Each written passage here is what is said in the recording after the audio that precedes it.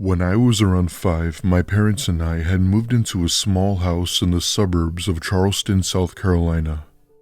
The reason for this was because my mom had found a better job that would pay substantially more money. It was Christmas Eve, and my mom and dad had prepared a holiday dinner for them and myself. At the time, the rest of our family had been too far to spend the holidays with us, so it was just my parents and I. Later that night, my parents had persuaded me to go to bed and talked about how if I didn't, then Santa wouldn't come. Even with my body full of excitement and energy, I still tried my best to go to bed as I didn't want to disappoint my parents or Santa. Looking back on this, I'd say it was about a good hour or so before I even began to feel tired. As soon as the tiredness had set in, I drifted off to sleep without even knowing it. I'd say I slept for a good 4 hours or so when I wake up to extreme thirst. I remember taking a look at my alarm clock that read 3 a.m. and decided I'd go to the kitchen to get a glass of water. I'm walking out of the hallway, still rubbing my eyes, when I take a look over at our Christmas tree in the living room. To my surprise, there were several presents stacked under the tree, many of them with my name on it as well. As I was about to go look at them, I noticed the light in the kitchen was turned on. Assuming that it had to be one of my parents, I run into the kitchen, eager to tell them, but instead saw what appeared to be Santa going through our food pantry. I stop dead in my tracks, and he puts his finger over his lips, telling me to be quiet. Excited as I was, I didn't want to wake anyone, and it was then when I began to ask him if he had brought me the things I wanted. He gave me the thumbs up, still going through our pantry, putting boxes of food and other things into a large bag. He then walks past me and pats me on the back while walking over to the Christmas tree. However, I was shocked when he started taking some of the presents and began putting them into his bag. While he may have been wearing the Santa outfit, I began to notice a lot of things that didn't even resemble Santa. For one, I knew Santa had a white beard and was old. This guy looked to be in his late 20s or early 30s. On top of that, his bag was a giant trash bag and wasn't the usual Santa sack you'd normally expect. Being only 5, however, I dismissed the red flags and thought nothing of it. He began to take the presents, and that's when I asked him what he was doing. He immediately tells me that he realized he delivered these to the wrong house and that he'll be back with the correct ones. I was so happy that I couldn't dare question him and waited for him to return with the correct gifts. He came back in after, this time with a second plastic bag, and took some of the other presents. After it looked like he was about to leave, he bent down and told me not to tell anyone I saw him. I obliged, and that's when he tells me to go back to sleep. Despite what he said, I still went to my parents' room to tell them that Santa was here and that they could meet him. They both looked at each other in confusion and ran down the hall and into the living room. That's when my mom and dad began screaming, demanding me to tell them who I saw and what the fake Santa looked like. I told them that he was wearing a Santa costume, but that was it. Being so young at the time, my description was anything but useful. The majority of presents were gone, and the following day my parents had went to buy me whatever I wanted at a toy store. I remember my parents filing a police report, but they were never able to identify or find the fake Santa. I'm now 24 and became a little more wise as to what actually happened.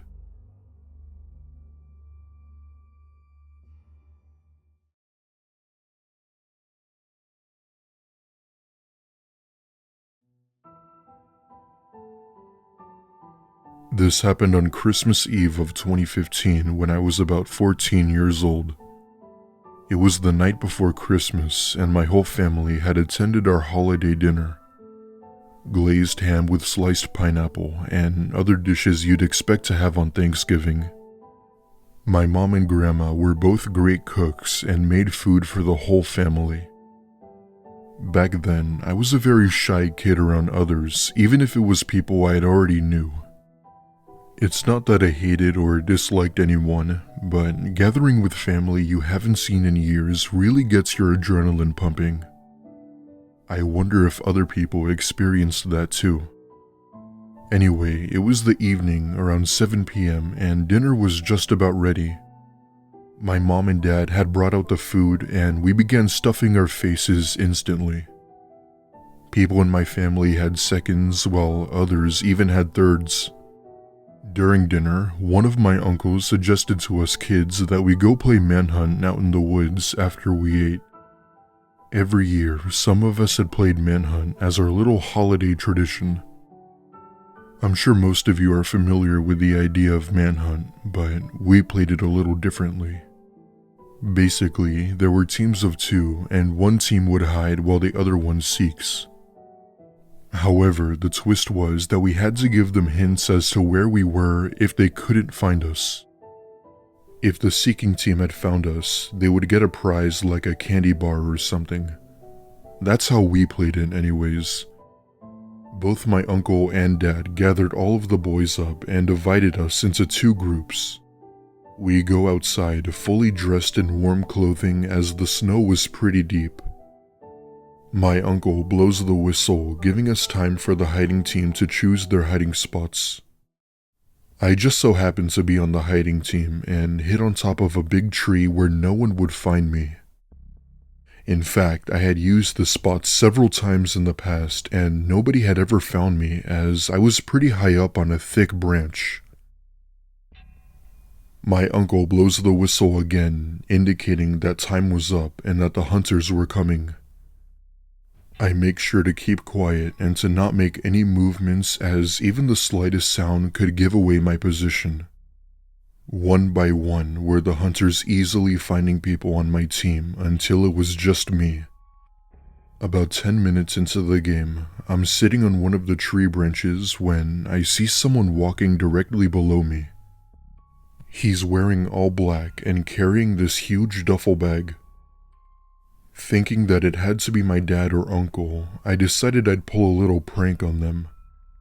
Some snow had fallen on the branches of the tree I was in, and I wanted to prank this person by making a snowball and throwing it at them. By doing this, I'd claim victory, finally revealing my spot.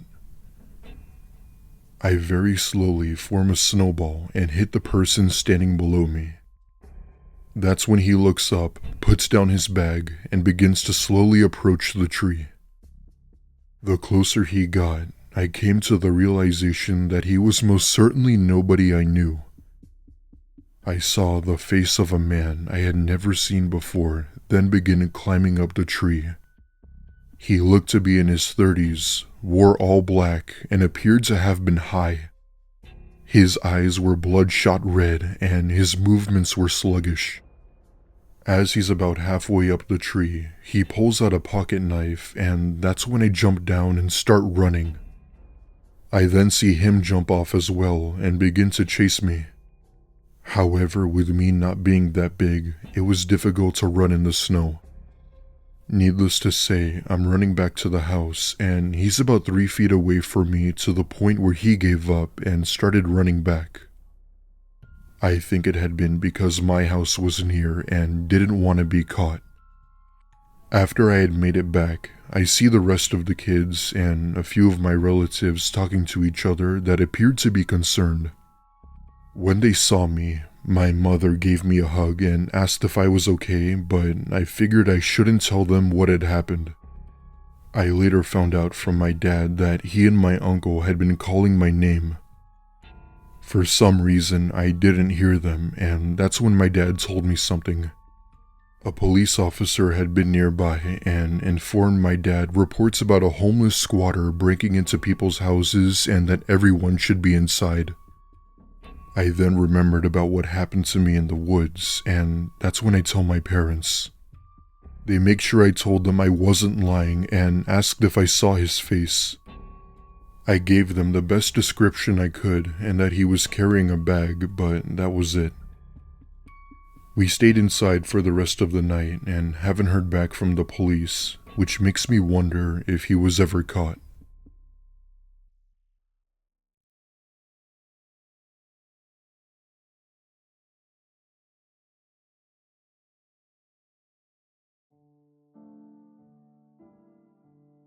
This happened on Christmas Eve of 2019. I'm a father of two, and at the time we lived in Florida. Life was kind of like what you'd expect for Florida. It was warm in the spring and summer months and just barely got chilly during the winter. This year, however, got a lot cooler than expected. On Christmas Eve, my wife and I had made our special, duck with honey garlic and collard greens. I had claimed it was actually turkey for my kids, as I didn't want them to feel disgusted. As we're eating with the family, my brother starts telling his stories about how he met his wife, etc. As he's babbling on about it, my wife tells everyone to quiet down and asked if anyone hears something. We all quiet down, and that's when I begin to hear the cries of what I thought was a baby. We all just stare at each other around the dining room table, and I run to the door to look through the peephole. Sure enough, sitting right on our porch was a car seat.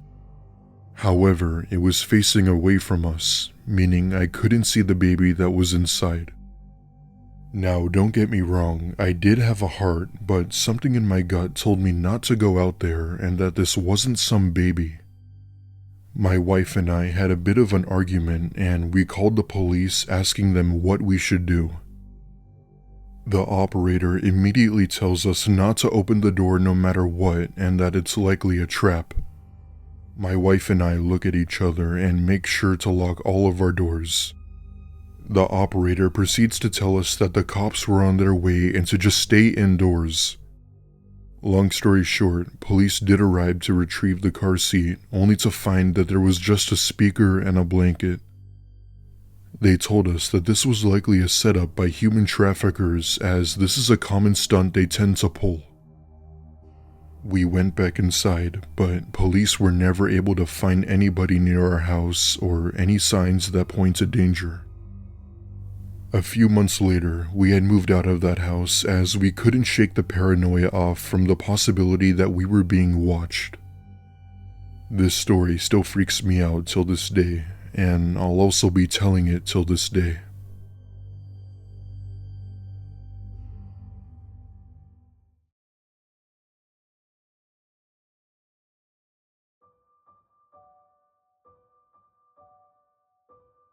This happened Christmas morning of 2014. It was a Thursday morning, and I had just woken up my parents who were still asleep to come open gifts.